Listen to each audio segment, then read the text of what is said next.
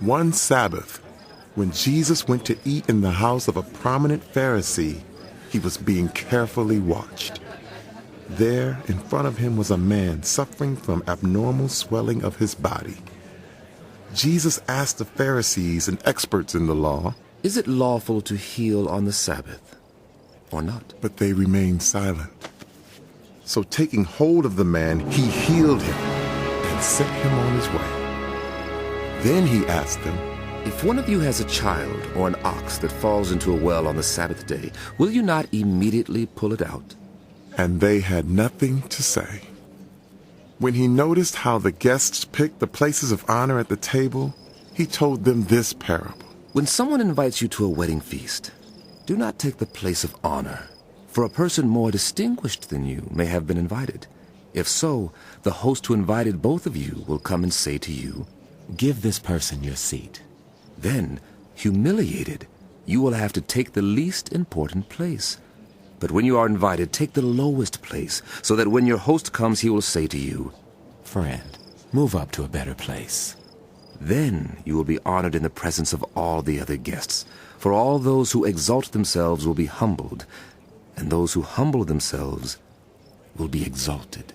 Then Jesus said to his host, When you give a luncheon or a dinner, do not invite your friends, your brothers or sisters, your relatives, or your rich neighbors. If you do, they may invite you back, and so you will be repaid. But when you give a banquet, invite the poor, the crippled, the lame, the blind, and you will be blessed.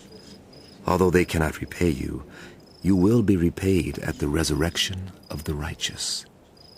When one of those at the table with him heard this, he said to Jesus, "Blessed are those who will eat at the feast in the kingdom of God." Jesus replied, A certain man was preparing a great banquet and invited many guests.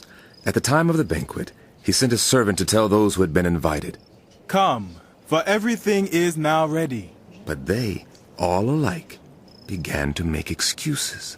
The first said, I have just bought a field, and I must go and see it. Please excuse me. Another said, "I have just bought 5 yoke of oxen, and I'm on my way to try them out. Please excuse me." Still another said, I just got married, so I can't come. The servant came back and reported this to his master. Then the owner of the house became angry and ordered his servant, Go out quickly into the streets and alleys of the town and bring in the poor, the crippled, the blind, and the lame.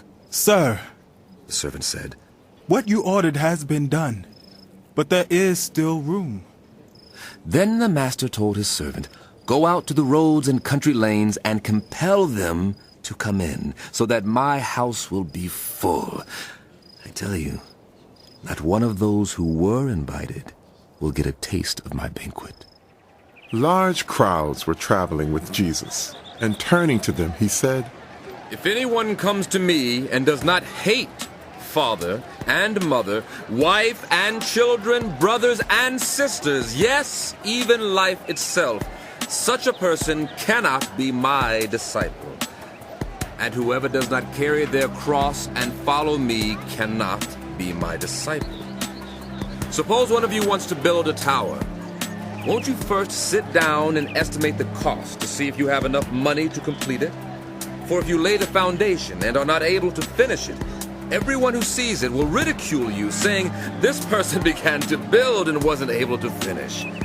Or, suppose a king is about to go to war against another king. Won't he first sit down and consider whether he is able with 10,000 men to oppose the one coming against him with 20,000? If he is not able, he will send a delegation while the other is still a long way off and will ask for terms of peace.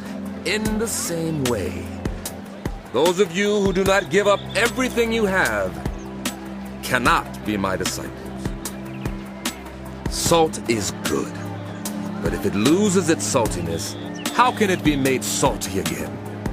It is fit neither for the soil nor for the manure pile. It is thrown out.